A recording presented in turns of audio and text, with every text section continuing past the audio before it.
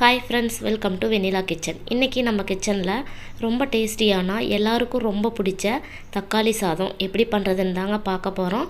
அதுவும் சிம்பிளாக ஸ்கூல் டைம்லலாம் இது போல் டக்குன்னு ஈஸியாக சட்டுன்னு செஞ்சு முடிச்சிடலாங்க.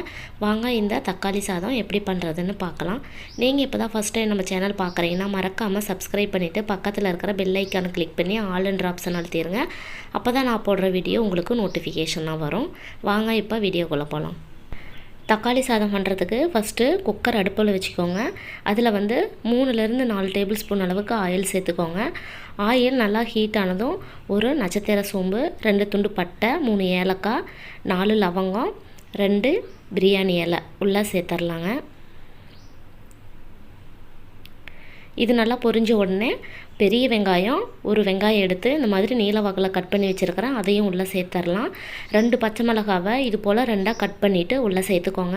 சேர்த்துட்டு வெங்காயம் நல்லா ப்ரௌன் கலர் ஆகிற வரைக்கும் நல்லா ஃப்ரை பண்ணிக்கலாம். பாருங்கள், இந்த அளவுக்கு நல்லா ப்ரௌன் கலர் ஆனோடனே இது கூட இஞ்சி பூண்டு பேஸ்ட்டு சேர்த்துடலாம். 3 டேபிள் ஸ்பூன் அளவுக்கு இஞ்சி பூண்டு பேஸ்ட்டு சேர்த்துட்டு எல்லாத்தையும் ஒரு டைம் நல்லா மிக்ஸ் பண்ணிக்கோங்க. இஞ்சி பூண்டோட பச்சை ஸ்மெல் போகிற வரைக்கும் நல்லா ஃப்ரை பண்ணிக்கலாம். இஞ்சி பூண்டோட பச்சை ஸ்மெல்லாம் போயிடுச்சு. இப்போ நம்ம கட் பண்ணி வச்சுருக்கிற தக்காளியை உள்ளே சேர்த்துடலாங்க. நான் 1 கிலோ அரிசி எடுத்ததுக்கு 1 கிலோ தக்காளி சேர்த்துக்க போகிறேன். அப்போ தான் ஈவனாக கரெக்டாக இருக்கும். சேர்த்துட்டு எல்லாத்தையும் ஒரு டைம் நல்லா மிக்ஸ் பண்ணிக்கோங்க. தக்காளி வேகிறதுக்கு கொஞ்சமாக உப்பு சேர்த்துக்கோங்க. பாருங்கள், தக்காளி நல்லா வெந்துருச்சு. இந்த அளவுக்கு வெந்த பிறகு நம்ம மசாலாவை உள்ளே சேர்த்துடலாம்.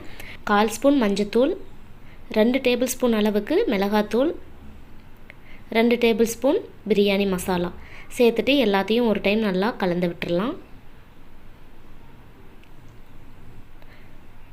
மசாலாவோட பச்சை ஸ்மெல்லாம் போகணும், அது வரைக்கும் நல்லா ஃப்ரை பண்ணிக்கோங்க.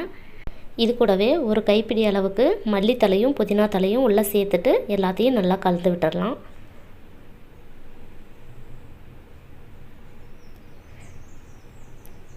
தக்காளி நல்லா சாஃப்டாக வெந்துருச்சுங்க. இப்போ நம்ம தண்ணி தேவையானது ஆட் பண்ணிக்கலாம். நான் 1 கிலோ எடுத்திருந்தேன் இல்லைங்களா, அதுக்கு 4 டம்ளர் அளவுக்கு தண்ணி சேர்த்துக்க போகிறேன்.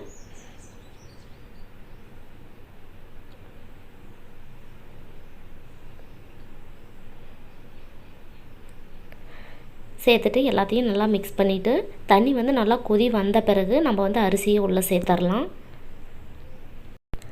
அரிசியை நல்லா வாஷ் பண்ணிவிட்டு தண்ணி எதுவும் இல்லாமல் அரிசியை உள்ளே சேர்த்துடலாம். சேர்த்துட்டு எல்லாத்தையும் ஒரு டைம் நல்லா மிக்ஸ் பண்ணிக்கோங்க. லாஸ்ட்டாக உப்பு இருக்கா இல்லையான்னு பார்த்துட்டு கொஞ்சம் போல் உப்பு சேர்த்துக்கோங்க. சேர்த்துட்டு ஒரு டைம் நல்லா கலந்து விட்டுடலாம். இது நல்லா ஒரு கொதி வந்த பிறகு நம்ம குக்கர் மூடி போட்டு லாக் பண்ணிடலாம். பாருங்கள், நல்லா கொதிச்சு வந்துருச்சு. இந்த ஸ்டேஜில் நம்ம குக்கர் மூடி போட்டு லாக் பண்ணிவிட்டு 1-2 விசில் மட்டும் விட்டால் போதும். அரிசி நல்லா வெந்துடும். மூடி போட்டு லாக் பண்ணிடலாம். 2 விசில் வரட்டும். 2 விசில் ஏரெல்லாம் ரிலீஸ் பண்ணிவிட்டேன். ஓப்பன் பண்ணி பார்க்கலாம். வாவ், சூப்பராக தக்காளி சாப்பாடு ரெடி ஆயிடுச்சிங்க. சிம்பிளாக ஈஸியான முறையில் லஞ்ச் பாக்ஸுக்கு இது போல் குழந்தைங்களுக்கு செஞ்சு கொடுத்தீங்கன்னா அவங்க நல்லா விரும்பி சாப்பிடுவாங்க. கண்டிப்பாக இது போல் நீங்களும் செஞ்சு பார்த்துட்டு எப்படி இருந்துச்சுன்னு கமெண்ட் பாக்ஸில் கமெண்ட் பண்ணுங்கள்.